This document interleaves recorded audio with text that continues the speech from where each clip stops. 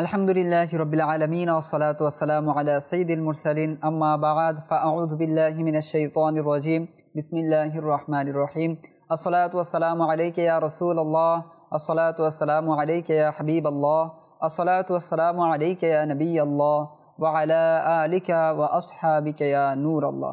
মাদানী চ্যানেলের দর্শকবৃন্দ, আপনারা যে যেখান থেকে দেখছেন, দেশ ও দেশের বাইরে থেকে, সকলকে মাদানী চ্যানেলে আন্তরিক মুবারকবাদ ও শুভেচ্ছা জানাচ্ছি। আমরা আবারও উপস্থিত হয়েছি সাহাবায়ে কেরাম আলাইহিমুর রিদওয়ানের বিশেষত্ব নিয়ে। আজ আমরা শ্রবণ করব ইসলামের দ্বিতীয় খলিফা উমর ফারুক রাদিয়াল্লাহু তাআলা আনহু এর কিছু বিশেষত্ব নিয়ে। আসুন আমরা প্রথমে প্রিয় নবী রাসূল আরবি সাল্লাল্লাহু আলাইহি ওয়াসাল্লামের প্রতি দুরূদ শরীফ পাঠ করার একটি ফজিলত শ্রবণ করে নিই। প্রিয় নবী রাসূল আরবি সাল্লাল্লাহু তাআলা আলাইহি ওয়াসাল্লাম ইরশাদ করেন, মান সাল্লা আলাইয়া ফি ইয়াউমিন মিয়াতা মাররাতিন কাদাল্লাহু লাহু হাজাতা মিয়াতিন সাবঈনা মিনহা লিআখিরাতিহি ওয়া সালাসিনা মিনহা লিদুনিয়াহু। অর্থাৎ প্রিয় নবী সাল্লাল্লাহু আলাইহি ওয়াসাল্লাম ইরশাদ করছেন, যে ব্যক্তি দিনে আমার প্রতি 100 বার দুরূদ শরীফ পাঠ করবে, আল্লাহ তাআলা তার 100টি হাজত, 100টি প্রয়োজন পূরণ করে দিবেন। সাবঈনা মিনহা লিআখিরাতিহি, তন্মধ্য থেকে যে 100টি হাজত আল্লাহ তাআলা পূরণ করবেন, তার মধ্যে থেকে 70টি হাজত হবে আখিরাতে, অর্থাৎ আল্লাহ তাআলা 70টি আখিরাতের হাজত বান্দার পূর্ণ করবেন। ওয়া সালাসিনা মিনহা লিদুনিয়াহু, এবং তন্মধ্য থেকে 30টি প্রয়োজন, 30টি হাজত, 30টি তার চাহিদা, দুনিয়াবি চাহিদা আল্লাহ তাআলা পূর্ণ করবেন। তো আসুন আমরা মুহাব্বতে একবার দুরূদ শরীফ পাঠ করে নিই, এবং সুযোগ হলে দিনে 100 বার দুরূদ শরীফ ইনশাআল্লাহ আমরা পাঠ করে নিব। সাল্লু আলাল হাবিব সাল্লাল্লাহু তাআলা আলা মুহাম্মদ সাল্লাল্লাহু আলাইহি ওয়াসাল্লাম। মাদানী চ্যানেলের দর্শকবৃন্দ, আমরা প্রথমে উমর ফারুক রাদিয়াল্লাহু তাআলা আনহু এর কিছু তার যে নাম, তার উপাধি সম্পর্কে জেনে নিই। হযরত উমর ফারুক রাদিয়াল্লাহু তাআলা আনহু এর নাম আমরা তো জানি যে উমর রাদিয়াল্লাহু তাআলা আনহু, এবং তার উপনাম ছিল আবু হাফসা। অর্থাৎ প্রিয় নবী সাল্লাল্লাহু আলাইহি ওয়াসাল্লামের সাথে যে মেয়ের বিবাহ হয়েছিল উমর ফারুক রাদিয়াল্লাহু তাআলা আনহুর, হাফসা রাদিয়াল্লাহু তাআলা আনহা, তার নামেই উমর ফারুক রাদিয়াল্লাহু তাআলা আনহু এর উপনাম ছিল, অর্থাৎ আবু হাফসা, অর্থাৎ হাফসার বাবা। আর তার উপাধি ছিল ফারুক আজম, অর্থাৎ সত্য ও মিথ্যার মাঝে সবচেয়ে বড় পার্থক্যকারী। আর এই উপাধি তিনি কিভাবে পেলেন, ইনশাআল্লাহ পর্যায়ক্রমে আমরা সেটিও জানব। উমর ফারুক রাদিয়াল্লাহু তাআলা আনহু নবুয়তের 6ষ্ঠ বছর ইসলাম গ্রহণ করেন। আর তিনি জন্মগ্রহণ করেছিলেন ফিলের বছর, অর্থাৎ যেই বছর ফিলের ঘটনা ঘটেছিল, সেই ইতিহাসে যে ঘটনা জায়গা করে নিয়েছে, সেই ঘটনার 13 বছর পর হযরত উমর ফারুক রাদিয়াল্লাহু তাআলা আনহু জন্মগ্রহণ করেন। আর আমরা জানলাম তিনি নবুয়তের 6ষ্ঠ বছরে ইসলাম ধর্ম গ্রহণ করেছিলেন, অর্থাৎ ইসলামের সুশীতল ছায়ায় তিনি আশ্রয় নিয়েছিলেন। হযরত উমর ফারুক রাদিয়াল্লাহু তাআলা আনহু যে মুহূর্তে আসলে ইসলাম গ্রহণ করেন, সেই মুহূর্তে 40 জন পুরুষ ইসলাম ধর্ম গ্রহণ করে নিয়েছিলেন, এবং 11 জন মহিলা ইসলাম ধর্ম গ্রহণ করে নিয়েছিলেন। অপর এক বর্ণনায় এর ব্যতিক্রম রয়েছে। অপর এক বর্ণনায় এসেছে যে তিনি যখন ইসলাম গ্রহণ করেন, তখন 39 জন সাহাবায়ে কেরাম পূর্বেই ইসলাম ধর্ম গ্রহণ করে নিয়েছিলেন, এবং 23 জন মহিলা সাহাবিয়া রাদিয়াল্লাহু আনহুনা, তারাও ইসলাম ধর্ম গ্রহণ করে নিয়েছিলেন। অতঃপর তিনি ইসলাম ধর্ম গ্রহণ করেন। তিনি যে ইসলাম ধর্ম গ্রহণ করেছেন, এর পিছনে প্রিয় নবী রাসূল আরবি সাল্লাল্লাহু আলাইহি ওয়াসাল্লামের দুয়ার একটি বরকত রয়েছে। আল্লাহ নবী রাসূল আরবি সাল্লাল্লাহু আলাইহি ওয়াসাল্লাম এভাবে আল্লাহ তাআলার কাছে দোয়া করেছিলেন, হে আল্লাহ, তুমি উমরের মাধ্যমে ইসলামকে সম্মানিত করো, ইসলামকে বিজয় দান করো। অতঃপর আমরা উমর ফারুক রাদিয়াল্লাহু তাআলা আনহুর ব্যাপারে যে আল্লাহ রাসূল সাল্লাল্লাহু আলাইহি ওয়াসাল্লাম যে দোয়া করেছিলেন, এটি কবুল হওয়ার বিষয়টি আমাদের সামনে আসে, যে তিনি আল্লাহ রাসূল সাল্লাল্লাহু আলাইহি ওয়াসাল্লাম যে তার জন্য দোয়া করেছিলেন, সেই দোয়াটি তার পক্ষে পুঙ্খানুপুঙ্খভাবে কবুল হয়েছে। এই দোয়ার মধ্যে আল্লাহ রাসূল সাল্লাল্লাহু আলাইহি ওয়াসাল্লাম 2টি দোয়া করেছেন। একটা হচ্ছে তার ইসলাম গ্রহণ করা, দ্বিতীয় হচ্ছে তার ইসলাম গ্রহণের মাধ্যমে ইসলামের বিজয় আসা, ইসলামের মর্যাদা বৃদ্ধি পাওয়া। এই যে 2টি দোয়া, এই 2টি দোয়াই আল্লাহ তাআলা কবুল করেছেন। প্রথমত তার ইসলাম গ্রহণ করা, তিনি কিভাবে আসলে ইসলামের ছায়ায় এসেছেন, ইসলাম গ্রহণ করেছেন, আমরা প্রথমে সেই ঘটনাটি আসলে জানব। যখন ইসলামের ছায়ায় একের পর এক মানুষ ইসলামের ছায়ায় আশ্রয় নিচ্ছিল, সত্যকে সবাই গ্রহণ করছিল, সত্যকে সবাই অনুধাবন করতে পেরে সত্যের মাঝে আশ্রয় নিচ্ছিল, তখন যারা অস্বীকারী ছিল, যারা ইসলামকে পছন্দ করতো না, কাফির ছিল, তারা আসলে হতাশ হয়ে গেল। তারা রাস্তা খুঁজে না পেয়ে সকলে একে অন্যের সাথে পরামর্শ করতে লাগলো যে আসলে এই ইসলামের বাতি, এই ইসলামের প্রদীপ, এই ইসলামের আলোকে কিভাবে শেষ করে দেয়া যায়, কিভাবে নিভিয়ে দেয়া যায়। অর্থাৎ প্রিয় নবী রাসূল আরবি সাল্লাল্লাহু আলাইহি ওয়াসাল্লামকে শহীদ করার তারা কুপরামর্শ, কৌশল করছিল মাআযাল্লাহ। তো এই ধরনের যখন পরামর্শ চলছিল, তো সেখানে উমর ফারুক রাদিয়াল্লাহু তাআলা আনহু উপস্থিত ছিলেন। যে তিনি বললেন যে আমি এই কাজটি আমি করতে পারি। তিনি নিজে দায়িত্ব নিয়ে নিলেন যে ইসলামের প্রদীপ তিনি নিভিয়ে দিবেন। তখন তার এই কথা শুনে উপস্থিত যারা ছিল, যে সকল কাফির ছিল, সকলে বলে উঠলেন, হ্যাঁ উমর, তুমিই সেই একমাত্র ব্যক্তি যে এই কাজটি করতে পারো, কেননা তুমি হচ্ছে আমাদের মধ্যে সবচেয়ে সাহসী, তোমার দ্বারা এই কাজটি সম্ভব। তো এই কথা শুনে উমর ফারুক রাদিয়াল্লাহু তাআলা আনহু আরো জজবা পেয়ে গেলেন, ইসলামের প্রদীপ তিনি নিভিয়ে ফেলবেন। এই আকাঙ্ক্ষায় তিনি খোলা তলোয়ার নিয়ে বেরিয়ে পড়লেন। তো যখন এই আকাঙ্ক্ষা নিয়ে বেরিয়ে পড়লেন, রাস্তায় আরো একজন সাহাবায়ে কেরাম, আমাদের প্রিয় নবী রাসূল আরবি সাল্লাল্লাহু আলাইহি ওয়াসাল্লামের সাহচর্য যিনি অবলম্বন করেছিলেন, সঙ্গী ছিলেন, তিনি ইসলামের ছায়া ইতিমধ্যে ইসলাম গ্রহণ করে নিয়েছিলেন, আশ্রয় নিয়ে নিয়েছিলেন। তো তার সাথে দেখা হয়ে গেল, আর তার নাম ছিল নাঈম বিন আব্দুল্লাহ। অন্য আরো রেওয়ায়েতে অন্য নাম এসেছে, তবে প্রসিদ্ধ মতে বা ইমাম জালালউদ্দিন সুয়ুতী রহমাতুল্লাহ তাআলা আলাইহি তারিখুল খুলাফা মধ্যে যার নাম তিনি লিখেছেন, তিনি ছিলেন নাঈম বিন আব্দুল্লাহ রাদিয়াল্লাহু তাআলা আনহু। তার সাথে উমর ফারুক রাদিয়াল্লাহু তাআলা আনহুর দেখা হয়ে যায়। তো তাকে এভাবে অগ্রসর হতে দেখে নাঈম বিন আব্দুল্লাহ রাদিয়াল্লাহু তাআলা আনহু বললেন, তুমি কোথায় যাচ্ছ? তখন বললেন যে আমি ইসলামের প্রদীপ আজ নিভিয়ে ফেলবো, ইসলামের আলো নিভিয়ে ফেলবো, আর এটাকে অগ্রসর হতে দেয়া যাবে না। তো এই কথা শুনে নাঈম বিন আব্দুল্লাহ রাদিয়াল্লাহু তাআলা আনহু বলেন যে তুমি যে এই কাজটি করতে যাচ্ছ, তাহলে তুমি কুরাইশদের হাত থেকে রক্ষা পাবে না, এবং জোহরা গোত্র থেকে তুমি রক্ষা পাবে না। জোহরা গোত্র বলার কারণ ছিল যে নাঈম বিন আব্দুল্লাহ রাদিয়াল্লাহু তাআলা আনহু তিনিও জোহরা গোত্রের ছিলেন। অর্থাৎ তুমি যদি এই কাজটি করতে যাও, কাফেররা তোমাকে যে কাজের জন্য পাঠিয়েছে, এই কাজটি যদি তুমি করতে যাও, তাহলে কুরাইশরাও তোমার থেকে প্রতিশোধ নেবে, এবং আমি যে কাবিলার সাথে সম্পৃক্ত রাখি, জোহরা কাবিলা, জোহরা গোত্র, আমার কাবিলাও তোমার থেকে প্রতিশোধ নেবে। এই কথা শুনে উমর ফারুক রাদিয়াল্লাহু তাআলা আনহু বললেন, তাহলে তুমিও কি তোমার বাপ দাদার ধর্ম ছেড়ে দিয়েছ? তুমি কি ইসলাম ধর্ম গ্রহণ করে নিয়েছ? তখন বললেন, হ্যাঁ, আমিও ইসলাম ধর্ম গ্রহণ করে নিয়েছি। এই কথা শুনতেই উমর ফারুক রাদিয়াল্লাহু তাআলা আনহু বললেন, তাহলে আগে তোমাকে আমি শেষ করে ফেলবো। এই কথা বলে তিনি তলোয়ার নিয়ে আক্রমণ করতে শুরু করলেন। এর মধ্যে নাঈম বিন আব্দুল্লাহ রাদিয়াল্লাহু তাআলা তিনিও নিজের তলোয়ার বের করে নিলেন। তো যুদ্ধ শুরু হয়ে যাবে, লড়াই শুরু হয়ে যাবে। এর মধ্যে নাঈম বিন আব্দুল্লাহ রাদিয়াল্লাহু তাআলা আনহু বলতে লাগলেন, তুমি তোমার ঘরকে আগে সামলাও, তুমি তোমার ঘরের ব্যাপার আগে চিন্তা ভাবনা করো। তো বললেন, কি হয়েছে আমার ঘরের? বলে, তোমার বোন ফাতেমা বিনতে খাত্তাব রাদিয়াল্লাহু তাআলা আনহা এবং তোমার ভগ্নিপতি সাঈদ বিন যায়েদ রাদিয়াল্লাহু তাআলা আনহু, তারাও তো ইসলাম ধর্ম গ্রহণ করে নিয়েছে, তাদের ব্যাপারে আগে তুমি ফয়সালা করো। এই কথা শুনতেই উমর ফারুক রাদিয়াল্লাহু তাআলা আনহু বোনের ঘরের দিকে অগ্রসর হলেন। তো যখন সেখানে গিয়ে পৌঁছে দেখলেন যে ঘরের দরজা বন্ধ ছিল। নাঈম বিন আব্দুল্লাহ রাদিয়াল্লাহু তাআলা আনহু যখন তাকে এই কথা বললেন, তো তিনি সেই উদ্দেশ্যে রওনা হয়ে গেলেন তার বোনের ঘরের উদ্দেশ্যে। তো গিয়ে বোনের ঘরের দরজার পাশে গিয়ে দেখলেন যে দরজা বন্ধ করা আছে, আর ঘর থেকে কিসের যেন আওয়াজ আসছে। তো প্রিয় দর্শকবৃন্দ, আপনাদের জানিয়ে রাখি যে ঘরের দরজা বন্ধ করে হযরত ফাতিমা বিনতে খাত্তাব রাদিয়াল্লাহু তাআলা আনহা এবং সাঈদ বিন যায়েদ রাদিয়াল্লাহু তাআলা আনহু কুরআন পাকের তিলাওয়াত শিখছিলেন, আর তাদেরকে শিক্ষা দিচ্ছিলেন খাব্বাব রাদিয়াল্লাহু তাআলা আনহু। তো তিনি উমর ফারুক রাদিয়াল্লাহু তাআলা আনহু বাইরে থেকে কি যেন শুনছিলেন, কি যেন তেলাওয়াত করছে। তো তিনি দরজায় নক করলেন, করাঘাত করলেন।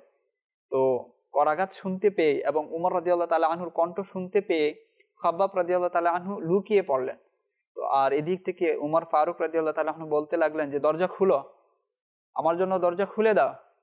তো এই কথা শুনতে পেয়ে ফাতেমা রাদিয়াল্লাহু তাআলা আনহা, অর্থাৎ ফাতিমা বিনতে খাত্তাব রাদিয়াল্লাহু তাআলা আনহা দরজা খুলে দিলেন। দরজা খুলে দেওয়ার পর জিজ্ঞাসা করলেন যে তোমরা ঘরে কি করছিলে? তো বললেন যে আমরা কিছু করছিলাম না। তিনি কথাকে কেটে দেন, অর্থাৎ অন্যদিকে নিয়ে যান। আবার উমর ফারুক রাদিয়াল্লাহু তাআলা আনহু প্রশ্ন করলেন, আমি শুনেছি তোমরা নাকি আমার বাপ দাদার ধর্ম ত্যাগ করেছ, তা ত্যাগ করে তোমরা ইসলাম ধর্ম গ্রহণ করেছ। যখন এই প্রশ্ন করলেন উমর ফারুক রাদিয়াল্লাহু তাআলা আনহু, তো সাঈদ বিন যায়েদ রাদিয়াল্লাহু তাআলা আনহু জবাব দিলেন, হ্যাঁ, আমরা আমাদের বাপ দাদার ধর্ম, মিথ্যা ধর্ম আমরা ত্যাগ করে দিয়েছি, আমরা সত্য ধর্ম ইসলাম ধর্ম গ্রহণ করে নিয়েছি। যখন সাঈদ বিন যায়েদ রাদিয়াল্লাহু তাআলা আনহু এই কথা বললেন, সাথে সাথে উমর ফারুক রাদিয়াল্লাহু তাআলা আনহু তাকে আক্রমণ করে বসলেন, তাকে প্রহার করতে লাগলেন। তো তাকে যখন প্রহার করছিলেন, তখন তার বোন ফাতিমা বিনতে খাত্তাব তার স্বামী সাঈদ বিন যায়েদ রাদিয়াল্লাহু তাআলা আনহুকে বাঁচানোর জন্য এগিয়ে আসলেন। তো উমর ফারুক রাদিয়াল্লাহু তাআলা আনহু তাকেও প্রহার করলেন। প্রহার করার কারণে তার মুখ থেকে রক্ত ঝরে পড়ছিল। যখন এই রক্ত ঝরে পড়ার দৃশ্য উমর ফারুক রাদিয়াল্লাহু তাআলা আনহু দেখলেন, দেখতে পেয়ে তার যে রাগ ছিল, তার যে ক্রোধ ছিল, সেটা কমে গেল। তো বললেন যে তোমরা আসলে কি করছিলে? তো বললেন যে আমরা কুরআনে পাকের তেলাওয়াত করছিলাম। তখন বললেন তোমরা যা তেলাওয়াত করছিলে সেটা আমার সামনে নিয়ে আসো। বললেন আপনি এটা পড়তে পারবেন না, এটা স্পর্শ করতে পারবেন না যতক্ষণ পর্যন্ত আপনি পবিত্র না হয়ে নেবেন। তিনি তারপরও চেষ্টা করছিলেন যেন এটা পড়ে নেন বা ধরবেন, এরকম চেষ্টা করছিলেন, কিন্তু বারবার তাকে বলা হচ্ছিল আপনি পবিত্র না হয়ে এই পবিত্র গ্রন্থ আপনি স্পর্শ করতে পারবেন না। অতঃপর উমর ফারুক রাদিয়াল্লাহু তাআলা আনহু পবিত্র হয়ে নিলেন, গোসল করে নিলেন, আর কোরআনে পাকের একটি অংশ তার হাতে দেওয়া হলো, আর সেই অংশটি ছিল সূরা তাহা। তো সূরা তাহা তিনি পড়তে আরম্ভ করলেন। আসলে এর মধ্যে কি রয়েছে, এই মহান গ্রন্থের বাণী শুনে সবাই কেন আকুল হয়ে শুনতে চায়, কেন এর যে সুমধুর বাণী রয়েছে এটি শোনার পর ইসলাম ধর্ম সবাই গ্রহণ করতে কেন চায়, আমি এটি একটু পড়ে দেখি। তো তিনি পড়তে লাগলেন, বিসমিল্লাহির রহমানির রহিম, তাহা মা আনসালনা আলাইকাল কুরআন লিতাশকা। এইভাবে তিনি পড়তে লাগলেন। যখন তিনি এই আয়াতে গিয়ে উপনীত হন, ইন্নানি আনাল্লাহু লা ইলাহা ইল্লা আনা ফা'বুদনি, আল্লাহ তাআলা বলছেন যে নিশ্চয়ই আমি আল্লাহ, আমি ব্যতীত আর কোনো মাবুদ নেই, সুতরাং তোমরা আমার ইবাদত করো। আকিমিস সালাতা লিযিকরি, আমার স্মরণের জন্য তোমরা নামাজ কায়েম করো। যখন এই আয়াতটি উমর ফারুক রাদিয়াল্লাহু তাআলা আনহু পাঠ করলেন, তিনি তৎক্ষণাৎ বলে উঠলেন যে আমাকে তোমরা মুহাম্মদ সাল্লাল্লাহু আলাইহি ওয়াসাল্লামের কাছে নিয়ে চলো, আমাকে তোমরা প্রিয় নবী রাসূল আরবি সাল্লাল্লাহু আলাইহি ওয়াসাল্লামের কাছে নিয়ে চলো, আমি ইসলাম ধর্ম গ্রহণ করতে চাই। এই কথা যখনই বললেন, তো লুকিয়ে যে ছিলেন খাব্বাব রাদিয়াল্লাহু তাআলা আনহু, তিনি বাইরে আসলেন।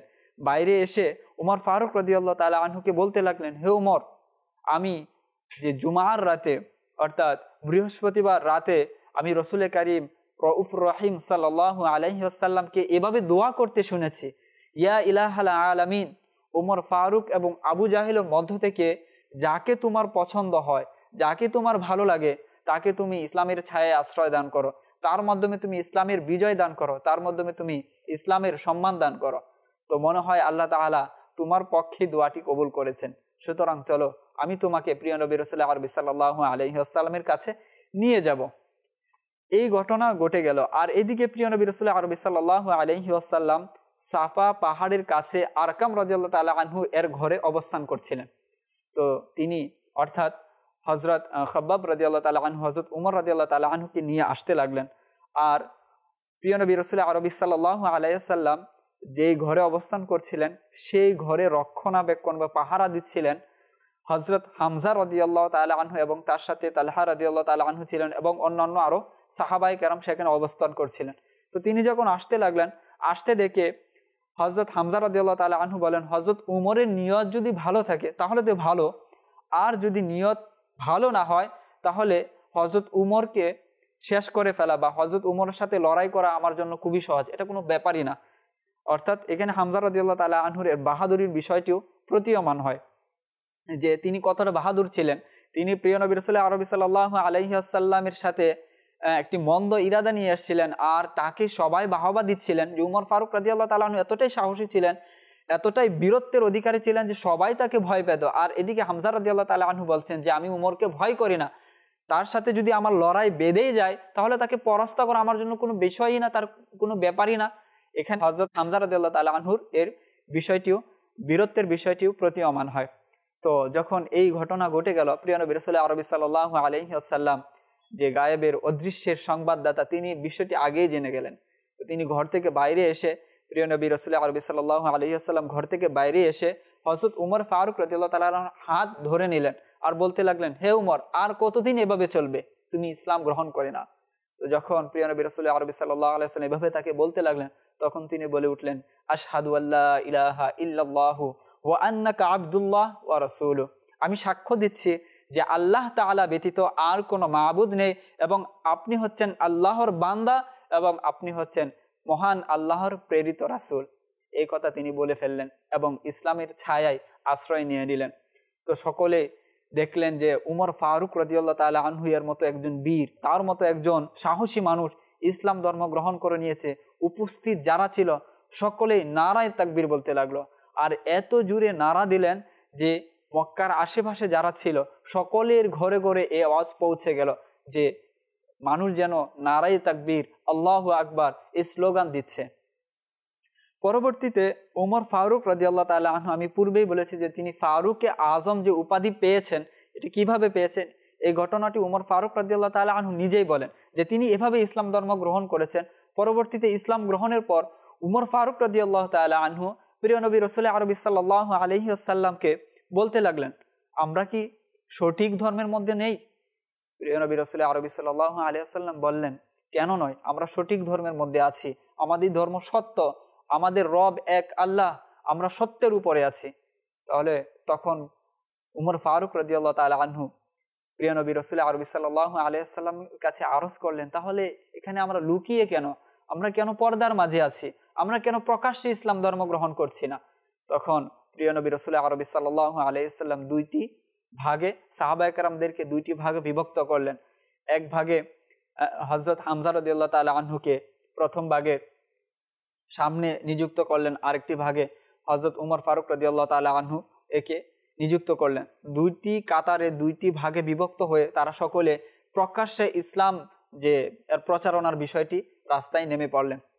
তো এভাবে তারা দুইটি কাতারবদ্ধ হয়ে মক্কায় গিয়ে পৌঁছালেন, আর সেখানে সকলে দেখে হতবাক হয়ে গেল যে উমর ফারুক রাদিয়াল্লাহু তাআলা আনহু ইসলাম ধর্ম গ্রহণ করে নিয়েছে, কিন্তু কারো কিছু বলার সাহস হচ্ছিল না হযরত উমর ফারুক রাদিয়াল্লাহু তাআলা আনহুকে দেখে।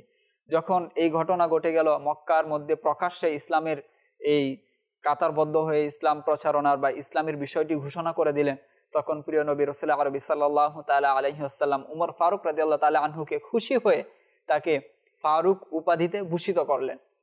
আর কেনই বা করবেন না, এরই মাধ্যমে তো ইসলাম যে সত্য এবং যে অমুসলিম যারা যারা কাফের ছিল, যারা যে মিথ্যার মাঝে আছে, এই বিষয়টি সকলের সামনে প্রকাশ্য হয়ে যায়, সকলের সামনে প্রতীয়মান হয়ে যায়, আর সত্য মিথ্যার পার্থক্য এখানে স্পষ্ট হয়ে যায়। তাই প্রিয় নবী রাসূল আরবি সাল্লাল্লাহু তাআলা আলাইহি ওয়াসাল্লাম তাকে ফারুক উপাধিতে ভূষিত করেন, আর সেই থেকে তিনি ফারুকে আজম অর্থাৎ সবচেয়ে বড় সত্য মিথ্যার পার্থক্যকারী।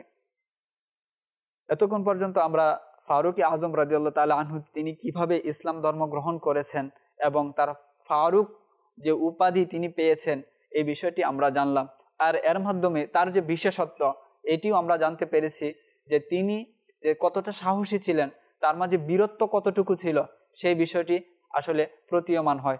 সুতরাং বলা চলে যে ফারুক আজম রাদিয়াল্লাহু তাআলা আনহুর যে বিশেষত্বগুলো ছিল তার মধ্যে অন্যতম একটি বিশেষত্ব হলো তিনি সাহসী ছিলেন এবং তিনি সত্য পাওয়ার পর যত দ্রুত যে সত্য গ্রহণ করার যে মানসিকতা সেই বিষয়টি তার মধ্যে ছিল, সেই বিশেষত্বটিও তার মাঝে ছিল যে সত্য গ্রহণ করে নেওয়া।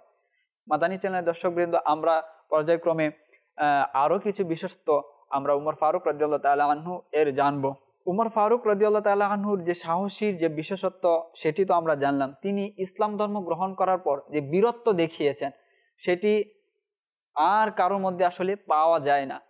উমর ফারুক রাদিয়াল্লাহু তাআলা আনহু যখন ইসলাম ধর্ম গ্রহণ করেন, সবাই তো আসলে কাফেররা এতটা অত্যাচার করেছে মুসলমানদের উপর, মুসলমান অন্যান্য মুসলমান যারা ছিল তারা লুকিয়ে ইসলামের কথা প্রকাশ করতো যে সে মুসলমান হয়েছে, সকলের সামনে প্রকাশ করতো না। কিন্তু উমর ফারুক রাদিয়াল্লাহু তাআলা আনহু যে ইসলাম ধর্ম গ্রহণ করেছেন, কাবার মাধ্যমে তো তিনি প্রকাশ করেছেনই, বরঞ্চ ঘরে ঘরে গিয়ে এই বিষয় ঘোষণা করেছেন যে আমি ইসলাম ধর্ম গ্রহণ করে নিয়েছি। আরও একটি মজার ব্যাপার হলো উমর ফারুক রাদিয়াল্লাহু তাআলা আনহু এর যে মাতা হান্তামা, তার ভাই ছিল আবু জাহেল, অর্থাৎ হান্তামা বিনতে হিশাম আর আবু জাহেল বিন হিশাম, অর্থাৎ উমর ফারুক রাদিয়াল্লাহু তাআলা আনহুর মামা ছিল আবু জাহেল। তো তিনি ইসলাম ধর্ম গ্রহণ করে সরাসরি তার মামা আবু জাহেলের ঘরে গিয়ে দরজায় নক করলেন, বলতে লাগলেন যে আমি ইসলাম ধর্ম গ্রহণ করে নিয়েছি। আবু জাহেল ভয়ে বলতে লাগলো তুমি এমনটা করিও না, বললেন আপনি বাইরে বেরিয়ে আসুন। তো ভয়ে আবু জাহেল বললেন যে আমি বাইরে বেরোবো না, তুমি ইসলাম ধর্ম ত্যাগ করে নাও। ওমর ফারুক রাদিয়াল্লাহু তাআলা অনেকক্ষণ দরজার পাশে দাঁড়িয়েছিলেন আর বললেন আমি ইসলাম ধর্ম গ্রহণ করে নিয়েছি, ক্ষমতা থাকলে সাহস থাকলে তুমি বাইরে বেরিয়ে আসো। তো অনেকক্ষণ দাঁড়িয়ে থাকার পর দেখলো যে না, আবু জাহেল ভয়ে ঘরের বাইরে বেরোচ্ছে না। তো এভাবে অনেকক্ষণ দাঁড়িয়ে থাকার পর বলল যে কি হলো, আমার অন্য মুসলমান ভাইরা ইসলাম ধর্ম গ্রহণ করার কারণে তাদের উপর নির্যাতন করা হচ্ছে, তাদের উপর অত্যাচার করা হচ্ছে, অথচ আমি ইসলাম গ্রহণ করেছি প্রকাশ্যে বলে বেড়াচ্ছি, কেউ আমার মোকাবেলা করছে না। তিনি এই বলে অপর আরেক কাফের সর্দারের বাসার সামনে এভাবে চলে যান। সেখানে গিয়ে তিনি বলেন যে আমি ইসলাম ধর্ম গ্রহণ করেছি। তো এটা বলার সাথে সাথে কাফের সর্দার ছিল সে ঘরের ভিতর চলে গেল এবং দরজা লাগিয়ে দিল আর বলতে লাগলো যে তুমি এমনটা করিও না, তুমি ইসলাম ধর্ম গ্রহণ করিও না। ঘরের ভিতর থেকে সে কথা বলতে লাগলো।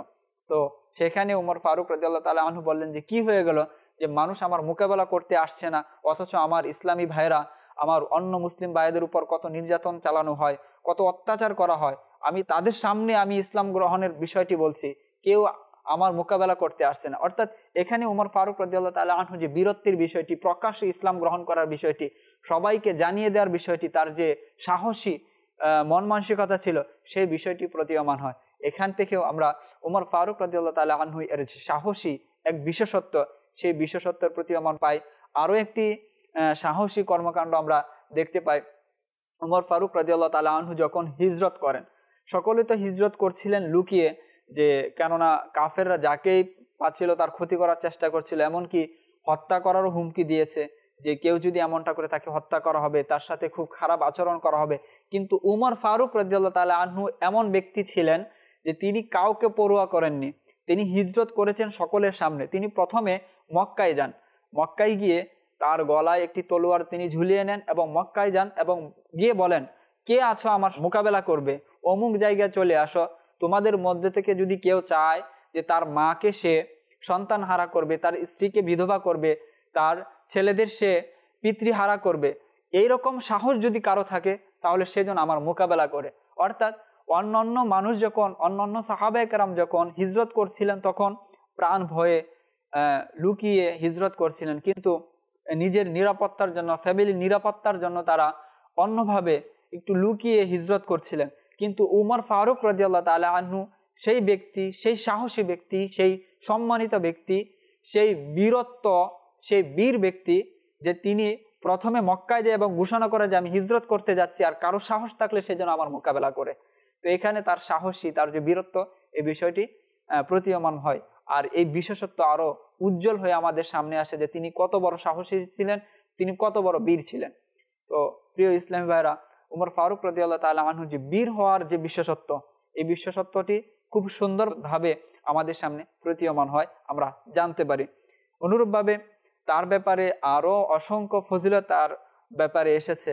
তার ব্যাপারে তার আরো কিছু বিশেষত্ব এরকম ছিল যে আব্দুল্লাহ ইবনে মাসউদ রাদিয়াল্লাহু তাআলা আনহু তার ব্যাপারে বলেন যে উমর ফারুক রাদিয়াল্লাহু তাআলা আনহু এর ইসলাম গ্রহণ করা, উমর ফারুক রাদিয়াল্লাহু তাআলা আনহু এর ইসলাম গ্রহণ করা ছিল ইসলামের বিজয়, এবং তার হিজরত করা ছিল আল্লাহ তাআলার সাহায্য, এবং তার খিলাফত ছিল আল্লাহ তাআলার রহমত।